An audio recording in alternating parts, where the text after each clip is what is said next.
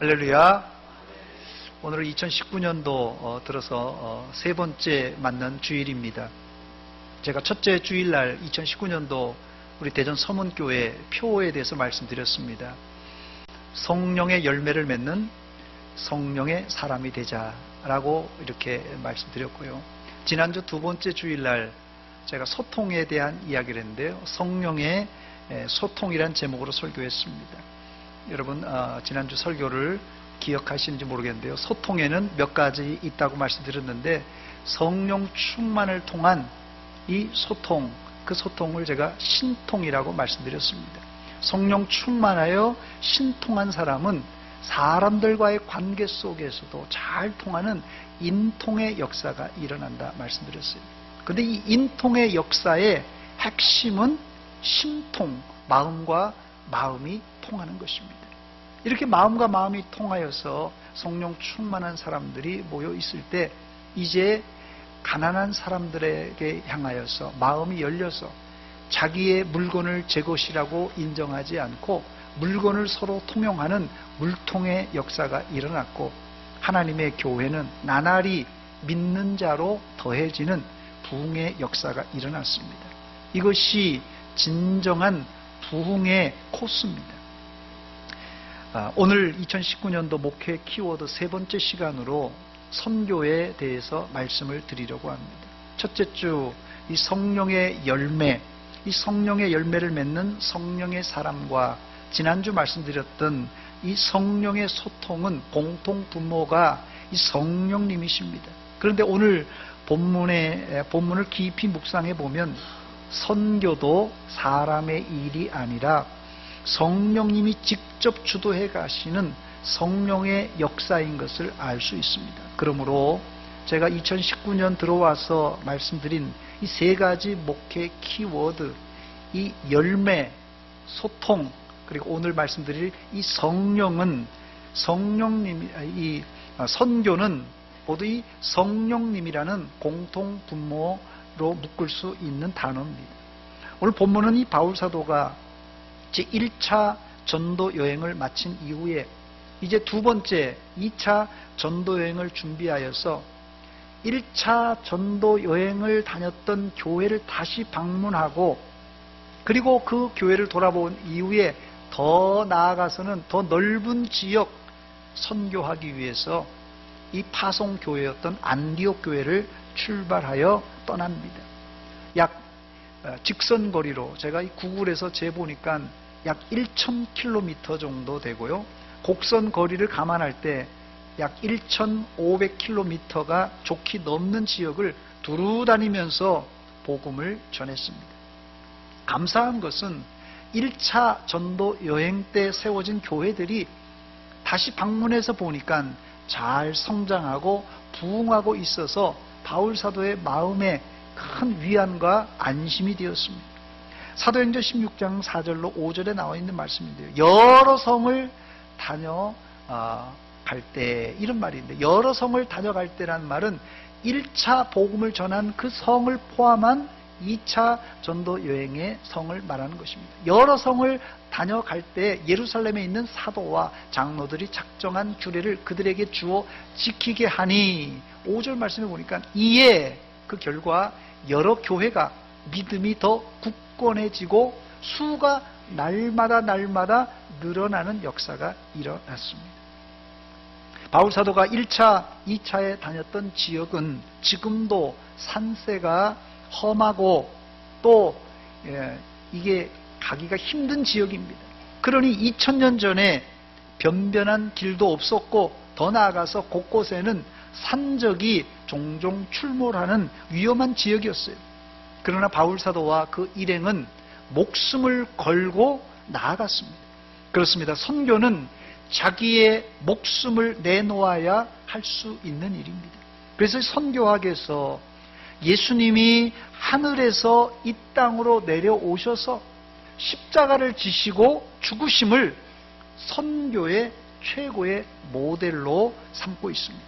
그렇습니다. 진정한 선교는 자신의 모든 기득권을 다 내던지고 아래로 내려가서 십자가를 지고 죽는 일이 바로 선교입니다. 첫 번째로, 그런데 오늘 본문을 읽어보면 성령님은 바울의 선교를 돕는 것이 아니라 방해를 하고 있습니다. 본문 6절입니다. 성령이, 여기 이 16장 6절에 주어가 성령님이에요. 성령님이 아시아에서 말씀을 전하지 못하게 하시거늘 했습니다. 성령님은 선교의 주체이기 때문에 바울 사도가 선교를 할 때 적극적으로 도와주어야 마땅합니다. 그런데 여기는 이해할 수 없는 일이 벌어졌어요. 성령님께서 복음을 전하지 못하게 막아서고 있습니다. 그래서 바울의 일행이 어떻게 합니까? 본문 6절 하반절에 보니까 그들이 부르기아와 갈라디아 땅으로 다녀갔다고 그랬어요.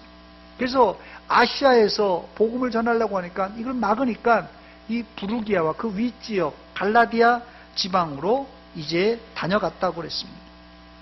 그래서 어디까지 갑니까? 7절 말씀에 보니까 무시아 앞에 이르렀다 그랬습니다. 그래서 거기서 이제 다른 코스 비두니아로 가려고 애썼습니다. 그런데 예수의 영, 예수의 영, 이 성령님께서 그들의 선교를 막아서고 허락하지를 않았습니다. 제가 지도를 좀 준비했습니다. 지도를 한번 보여주시기 바랍니다. 저기가 지금 제일 밑에 부분에 알렉산드리아, 그 위에 예루살렘이 있습니다. 예루살렘 위에 시돈, 수리아, 안디옥. 저 안디옥이 여러 군데 있습니다. 저 안디옥이 지금 바울을 파송한 교회입니다. 그 안디옥에서 다소로 해서 이제 아시아로 가려고 했는데 이 아시아 길이 막혀서 헤매서 지금 저기까지 와서 있는 상황입니다. 그래서 이 드로아에서 비두니아, 저 위에 지역 흑해 연변인 이 비두니아 지역으로 가려고 합니다. 그런데도 예수의 영 성령께서 막아섰습니다. 성령님이 선교의 신이신데 어떻게 바울 사도와 그 일행이 목숨을 걸고 선교를 하는데도 이렇게 가는 곳마다 막아서고 있는 것입니까? 본문 7절입니다. 무시아 앞에 이르러 비두니아로 가고자 애쓰되 예수의 영이 허락하지 아니하시는지라. 그런데 우리가 살면서 이런 경우를 종종 만나게 됩니다. 우리 인생길에서 이런 경우를 종종 만나게 됩니다. 주의 일을 하려고 정말 나름 힘쓰고 애쓰는데 하는 일마다 꽉꽉 막히는 것이에요. 그런데 이런 경우 우리가 함부로 판단해서는 안 됩니다.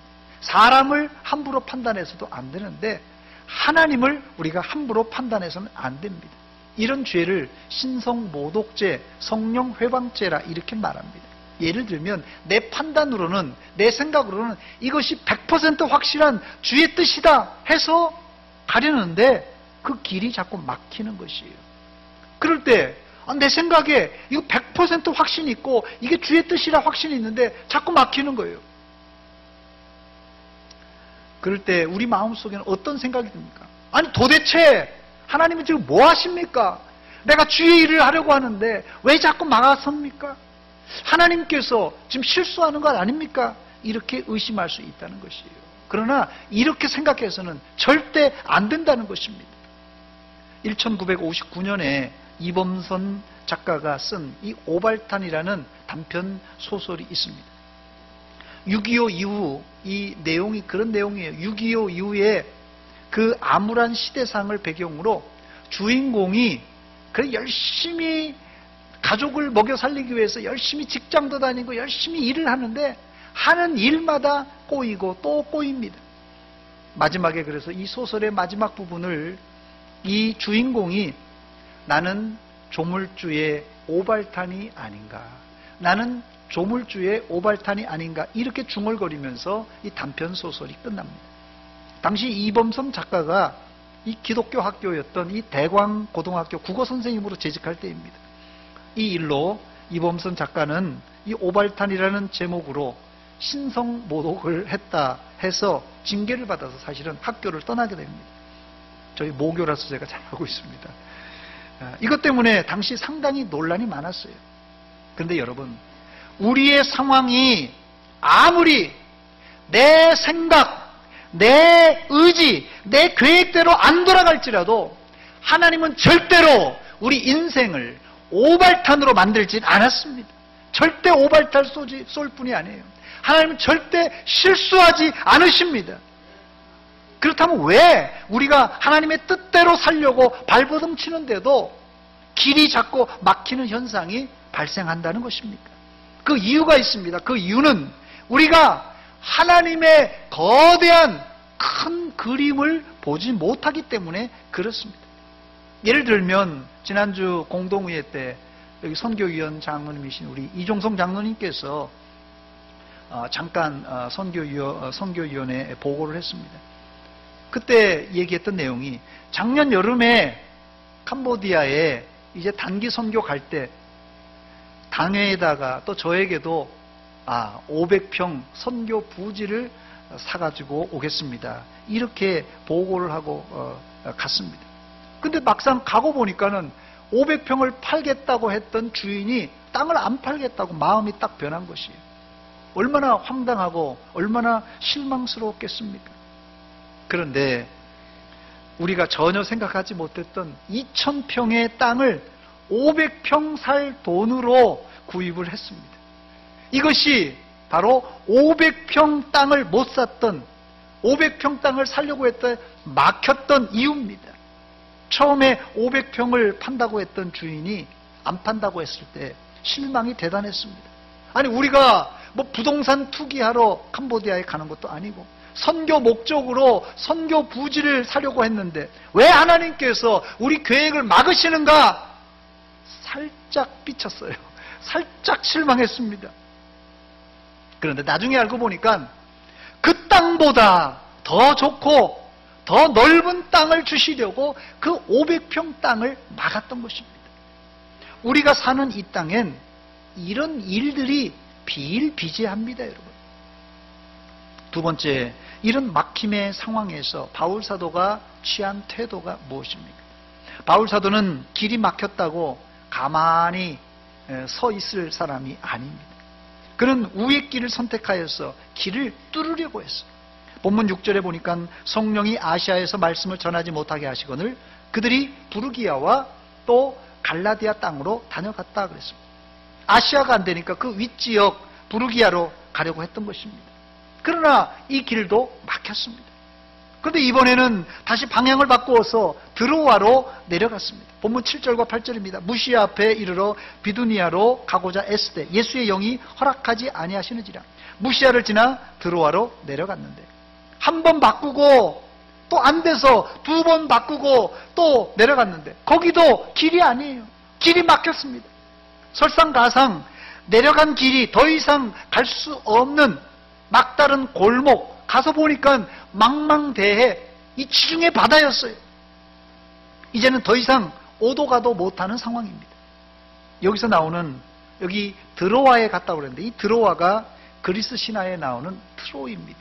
트로이 하면 여러분 생각나는 단어가 있죠? 트로이 목마입니다. 예, 제가 사진 하나 준비했습니다. 저게 드로아에, 트로이에 가면 볼 수 있는 목마입니다. 자, 한 번 방향을 바꾸고 두 번 방향을 바꾸어 온 곳이 고작 더 이상 갈 수 없는 막다른 골목, 망망대해였어요. 이제 땅 끝에 왔으니 바울 일행은 너무나 황당했을 것입니다. 제 간증입니다만은 내비게이션이 없을 때 일입니다. 제가 좀 길을 좀 안다고 여러 목사님들하고 어디를 가고 있는 중에 제가 거기는 확실히 지름길을 알고 있으니 나만 따라오라고 해서 운전을 해서 제가 앞장서서 가는데 제가 지름길이라 해서 간 곳이 막다른 골목이에요. 그 얼마나 황당한지 할 수 없이 이제 방향을 돌아서 오는데 목사님들이 아무 말도 안 하는데 제 양 뒤통수가 아주 그냥 따끔해서 혼났습니다. 바울 사도의 입장이 바로 이런 입장입니다. 가고 해서 와서 보니까 이제는 오도 가도 못하는 망망대해 바다를 만난 것입니다. 그런데 여러분, 인생의 막다른 골목이 하나님께는 새로운 길을 여는 출발점이란 사실을 여러분 알고 계십니까? 인간의 막다른 골목이 하나님께는 새로운 길을 여는 출발점입니다, 여러분. 이 포르투갈에 가면 이 사그레스라는 곳이 있습니다. 저도 이번에 처음 알았는데 이 포르투갈의 사그레스, 우리나라에 비교하자면 해남 땅끝에 해당되는 이 포르투갈의 지역입니다. 어느 일간지에서 이 사그레스를 취재하면서 이런 제목을 달았더라고요. 모두가 세상 끝이라고 한 곳에서 그들은 시작했다. 모두가 세상 끝이라고 한 곳에서 그들은 시작했다. 그 선봉에 섰던 사람이 15세기에 새로운 항로를 개척한 이 포르투갈의 귀족 항해왕 엔히크라는 이런 귀족입니다. 그는 비록 인도 항해길을 완성하지 못하고 죽었지만은 그의 사후 50년이 채 안 돼서 포르투갈은 이 인도 백기를 열 수가 있었습니다. 모두가 끝이라고 좌절하고 절망한 곳에서 이 에니크는 백기를 열어서 아프리카와 아시아의 항로를 개척했던 것입니다. 제가 사진 하나 준비했습니다. 예, 저게 이 포르투갈의 사그레스라는 이 땅끝입니다. 바울 사도는 길이 막히는 절망적인 상황에서도 굴하지 않고 계속 길을 개척해 나갔습니다. 비록 계속 길이 막혔지만은 그는 계속 힘쓰고 애를 썼습니다. 본문에 이 기록된 이 애쓰다라는 말은 우리말에서는 힘을 쓴다, 애쓴다 그러니까 이 힘을 쓴다 그런 뉘앙스가 강한데 그런 의미도 있습니다만은 헬라어 원어를 찾아보니까 이 애쓰다는 이 페이라조라는 단어인데요. 이 뜻은 시험해 본다, 테스트해 본다 이런 뜻입니다. 예를 들면 높은 봉우리를 정복하기 위해서 등반대가 이제 올라가려고 하는데 등반대장이 완만하지만 코스가 긴 동쪽을 선택할 것인가, 극경사이지만 이제 짧은 코스인 서쪽을 택할 것인가, 이것은 이제 잘 생각하고 판단해야 될 문제입니다. 그래서 확신이 안 올 때는 동쪽 코스도 한번 가보고 서쪽 코스도 한번 가보고 이제 다 한번 테스트를 한번 해본 후에 최종적인 코스를 정해서 이 봉우리를 정복해 가는 것입니다. 그런 것을 한번 상상해 보시면 이 에스데라는 이 단어, 이 페이라조라는 단어를 여러분 이해할 수 있을 것입니다. 그런데 문제는 오늘 본문에는 이쪽도 저쪽도 꽉꽉 다 막혀버렸다는 사실입니다. 다시 말씀드립니다. 인간의 막다른 골목엔 하나님의 길이 있습니다. 여러분들이 생각하는 막다른 골목에 하나님의 길이 있다는 것이에요. 길을 가는데 인생길이 닫히면 여러분 애써 보시기 바랍니다. 그래도 안 열리면 기다리시기 바랍니다. 하나님은 반드시 여러분들이 상상하지 못할 새로운 길을 준비해 놓고 기다리고 계십니다. 저도 처음엔 유학을 준비할 때 영국은 전혀 생각하지 못하고 미국만 생각하고 미국을 가려고 아주 준비를 잘 해놓았습니다. 그런데 미국 가는 길이 계속해서 막히는 것입니다. 그러다가 어느 날 제 친구 영국에 있는 목사님과 어떻게 편지를 하게 되고 연락을 주고받게 되면서 그 편지를 한 통 했는데 영국 가는 길이 술술술술 다 풀려지는 것입니다. 우리나라 최초의 선교사 언더우드도 본래는 이 조선으로 올 계획이 아니라 인도를 가려고 했습니다. 그런데 이 언더우드 선교사가 인도로 가는 길이 계속 막히는 것이에요. 그러다가 이 조선을 발견하고 조선으로 왔던 것입니다. 아프리카의 유명한 리빙스턴 선교사, 이 리빙스턴도 원래는 중국으로 선교를 오려고 했습니다. 그런데 중국으로 선교로 마침 오려고 한 때 이 영국과 중국의 아편 전쟁이 발발합니다. 그래서 중국에서 영국 선교사의 입국을 불허하게 됩니다. 할 수 없이 리빙스턴은 아프리카로 발길을 돌리게 됩니다. 저도 처음엔 미국으로 못 가게 되어서 마음이 상당히 불편했습니다. 아마 언더우드 선교사나 리빙스턴도 자기가 원하는 나라에 못 갔기 때문에 처음에 아마 속상했을 것입니다. 그런데 100년이 지나고 나니까 이것이 다 아프리카를 위한, 또 우리 조선과 우리 대한민국을 위한 하나님의 특별한 계획이 거기에 숨어 있었다는 사실입니다. 할렐루야! 자, 세 번째, 그렇다면 어떻게 바울사도는 절망적인 막다른 길에서 하나님이 예비하신 길을 발견하게 됩니까? 길이 자꾸 막히자 바울사도는 잠을 이루지 못하고 고민할 때 밤중에 환상을 보게 됩니다. 여러분, 별은 언제 볼 수 있습니까? 사실은 지금 환한 대낮에도 별은 빛나고 있습니다. 환한 대낮에 별은 빛날지라도 별을 볼 수 있는 사람은 아무도 없습니다. 그런데 주변이 캄캄할 때 비로소 별은 빛나기 시작합니다. 마찬가지로 바울사도도 앞이 캄캄할 때 하나님이 보여주시는 환상을 보게 되었습니다. 성경에 바울사도가 환상을 보았던 사건이 몇 차례 기록되어 있는데, 바울사도가 환상을 볼 때 그 상황을 살펴보면 거의 대부분이 막다른 골목이었던지, 아니면 바울사도가 선교를 하면서 육신적으로 지쳐있든지 영적으로 두려움과 힘든 상황에 있을 때 하나님은 바울사도에게 환상을 보여주시며 격려해 주시고 길을 열어주셨습니다.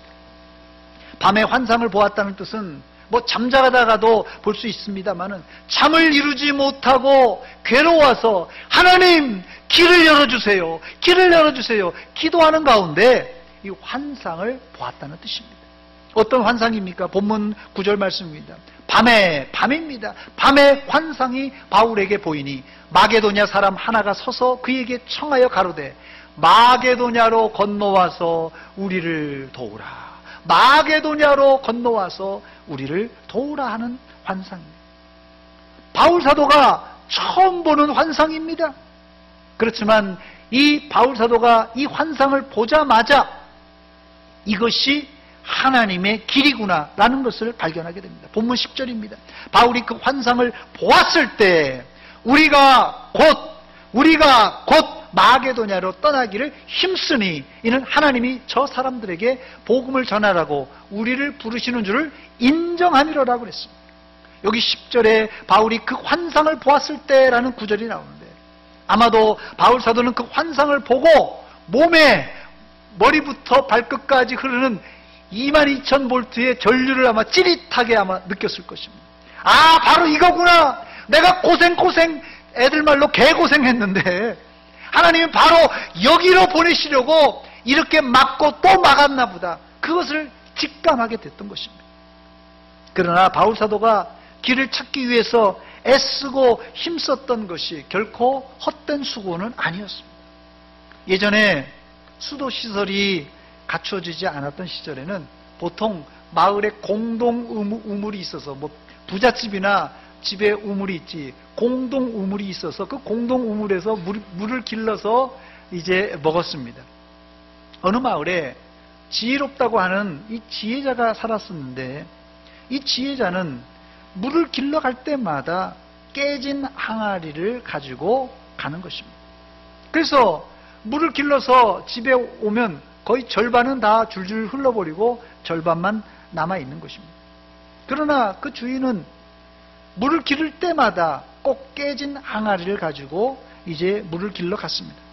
어느 날 너무나도 미안한 이 깨진 항아리가 주인에게 이렇게 물어봅니다. 주인님, 어찌하여 온전한 항아리가 집에 있는데 왜 깨진 항아리 저를 가지고 다니십니까? 이렇게 물어봤어요. 그랬더니 주인이 아무 말도 하지 않고 계속 그 깨진 항아리를 물 뜨는 데 사용하는 것입니다. 그러다가 어느 날 늘 가던 그 길이에요. 늘 가던 길인데 주인이 깨진 항아리에게 조용히 이야기합니다. 얘야, 우리가 걸어온 길을 한번 뒤돌아보거라. 마침 보니까는 이제 깨진 항아리를 가지고 늘 왔다 갔다 했던 그 길을 예쁜 꽃이 만발에 피어 있는 것입니다.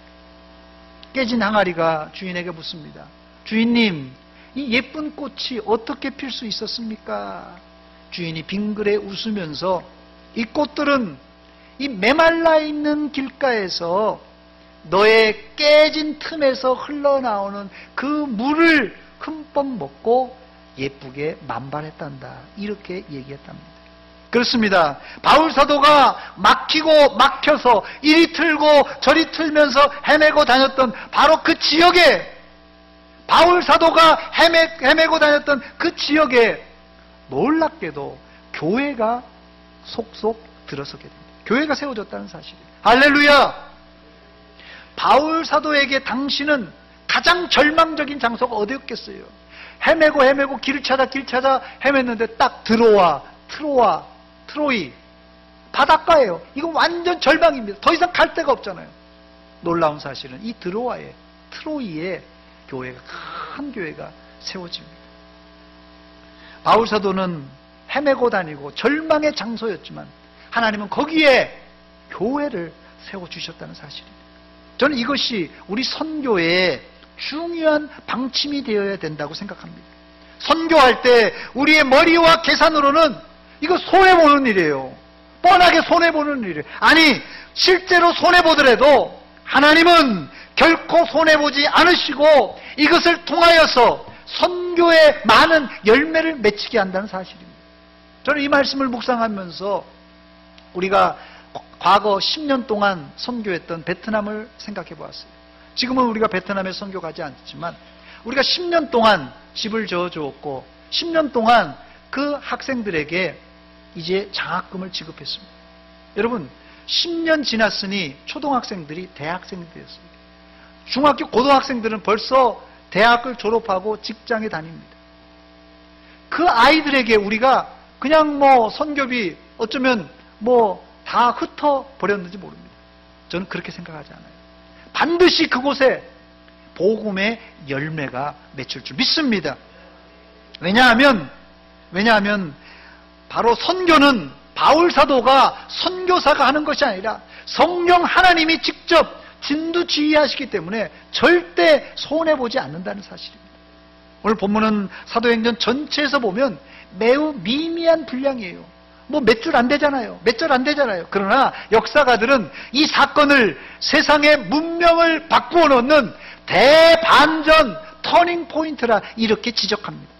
이건 제 이야기가 아니라 역사가 아놀드 토인비가 한 말입니다.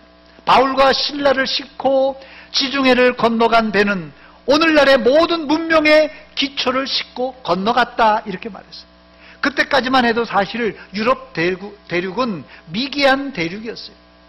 그런데 복음이 유럽 대륙으로 건너가자 유럽의 그 문명이 깨어나서 문명의 꽃이 피고 특히 기독교의 꽃을 바로 유럽 대륙에서 피웠던 것입니다. 혹시 여러분의 앞길이 자꾸 막힙니까? 잘 들으세요. 그것은 역설적으로 하나님이 여러분의 길을 인도하신다는 증거입니다. 잠언 16장 9절 말씀입니다. 사람이 마음으로 자기의 길을 계획할지라도 그의 걸음을 인도하시는 이는 여호와시니라고 그랬어요. 내 계획과 내 생각이 막히고 꼬일 때 우리는 실패했다고 그래요. 길이 꼬이고 막혔으니 실패한 거 아니겠습니까? 그러나 오히려 그것은 하나님 입장에서는 성공이고 하나님의 뜻을 이루려고 하는 이 거대한 터닝 포인트와 같은 사건이라는 것입니다. 그러므로 주의 일을 할 때 내 생각, 내 계획을 내려놓고 하나님의 뜻이 무엇인지 먼저 묻고 출발하고 또 출발하여 진행하면서도 계속 또 묻고 또 물어봐야 할 것이 하나님의 비전이 무엇인가, 하나님의 뜻이 무엇인가, 이것입니다. 오늘 저는 2019년도 목회 키워드 세 번째 시간으로 선교에 대해서 말씀드렸습니다. 선교는 열심히 하는 것도 중요하지만 하나님이 우리에게 보여주신 그 비전을 보고 따라가야 됩니다. 그 비전을 못 보면 못 본 만큼 빙글빙글 돌아갈 수밖에 없습니다. 2019년도에 하나님이 여러분에게 보여주신 그 비전을 보시기 바랍니다. 그 비전의 핵심이 무엇입니까? 바울에게 보여줬던 그 비전의 핵심은 건너와 우리를 도와달라는 요청입니다. 아직도 우리가 살고 있는 이 땅엔 마게도니아인 같은 건너와 우리를 도우라고 하는 손길이 너무나도 많이 있습니다, 여러분. 그런데 이 비전을 아무에게나 하나님은 보여주지 않습니다. 복음의 길을 찾는 자에게만 보여주십니다. 만약 여러분들이 그 비전을 보았다면 순종하여 나가시기 바랍니다. 그 비전을 보고도 바울 사도의 일행이 만약 마게도냐로 건너가지 않았다면 하나님은 바울 대신 다른 사도, 다른 사람들을 택하여서 아마 그 비전을 이루으셨을 것입니다. 그러므로 여러분들에게 보여주신 하나님의 그 비전을 외면하지 말고 순종하여 나아가서 세상과 역사를 바꾸어 놓는 비전의 사람이 되시기를 주의 이름으로 축원합니다. 선교란 무엇입니까? 선교란 성령으로 변화된 자가 복음을 들고 가서 사람을 바꾸고 지역을 바꾸는 일입니다. 주님 말씀하시면 내가 나가리다. 주님 뜻이 아니면 내가 멈춰서리다. 나의 가고 서는 것 주님 뜻에 있으니 오 주님 나를 이끄소서. 여기 보면 주님 말씀하시면 내가 나아가겠습니다. 주님 뜻이 아니면 내가 멈춰서겠습니다. 이것이 이 찬양의 고백입니다. 주님이 나아가라고 하면 나아가야 됩니다. 주님이 멈춰서라고 하면 멈춰서야 됩니다. 오늘 여러분의 인생 가운데 이제 막히고 꼬이고 어려운 일을 만났습니까?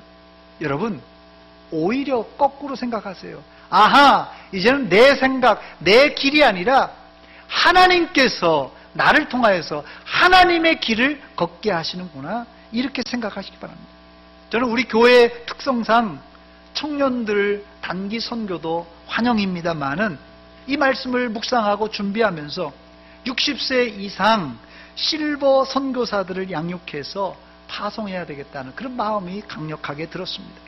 제가 듣기로는 이미 한 분이 캄보디아의 선교센터가 지어질 때 1년 정도 단기 선교사로 헌신하겠다, 이런 분이 있다는 이야기를 들었습니다. 불행인지 다행인지 우리 교인은 아닙니다. 다른 교회 안수 집사님이셔요. 은퇴하신 교장 선생님이라는데요.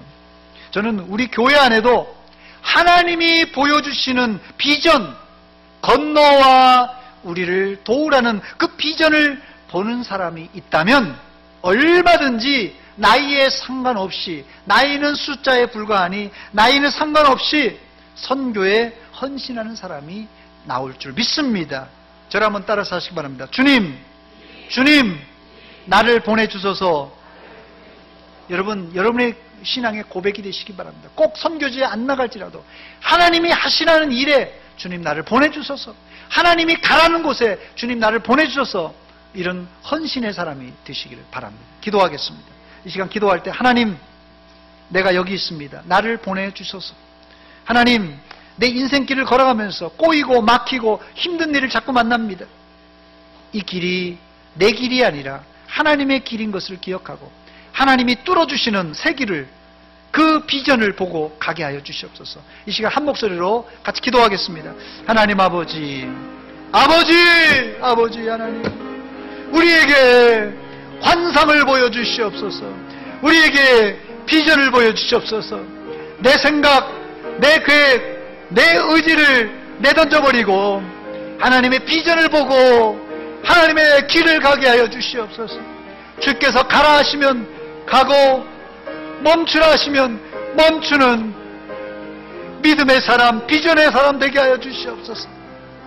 아버지, 우리가 하나님 섬기고 있는 캄보디아를 비롯한 선교지에 하나님의 길이 열려지게 하시고 하나님의 환상과 비전이 보여지게 하여 주시다. 하나님의 거대한 일을 우리 교회를 통하여, 우리를 통하여 이루어 주시옵소서. 아버지, 우리 모두가 하나님 헌신하기를 원합니다. 우리 모두가 순종하기를 원합니다. 그 비전, 그 환상을 보게 하여 주시옵소서. 아버지,